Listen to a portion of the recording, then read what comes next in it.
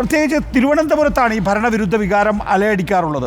നോക്കൂ, അവിടെ അങ്ങനെ ഒരു ഭരണവിരുദ്ധ വികാരമുണ്ട് എങ്കിൽ എത്ര സംഘടനാ ശക്തിയുള്ള പാർട്ടിയാണെങ്കിലും അതിനെ മറികടന്ന് പോകുന്നത് നമ്മൾ കണ്ടിട്ടുണ്ടല്ലോ. തിരുവനന്തപുരവും കൊല്ലവും ഒക്കെ തന്നെയും ആ നിലയിൽ ആശങ്ക വേണ്ട സമയമല്ലേ ഇത്?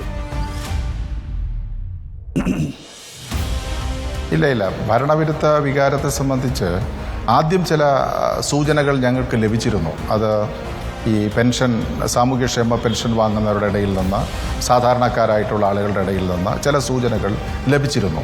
അതിനെ ഞങ്ങൾക്ക് ഓവർകം ചെയ്യാൻ വേണ്ടിയിട്ട് സാധിച്ചു. അത് പെൻഷനുകൾ ഒരുമിച്ച് ഒരു 2 മാസത്തെ കൂടി കൊടുത്തപ്പോൾ അതിൻ്റെ നല്ലൊരു തോത് കുറയ്ക്കാൻ വേണ്ടിയിട്ട് ഞങ്ങൾക്ക് സാധിച്ചിട്ടുണ്ട്. പിന്നെ മറ്റ് ചില വിഷയങ്ങൾ ഞങ്ങളുടെ ശ്രദ്ധയിൽപ്പെട്ടതെല്ലാം അപ്പോൾ തന്നെ പരിഹരിക്കുന്നതിലും അതിൽ ഇടപെടുന്നതിലും ഒരു പ്രത്യേകമായിട്ടുള്ള ശ്രദ്ധ പതിപ്പിച്ചിട്ടുണ്ട്. അതുകൊണ്ട് അത്തരമൊരു ഭരണവിരുദ്ധ വികാരം ഇവിടെ വരുമെന്ന് കരുതുന്നില്ല.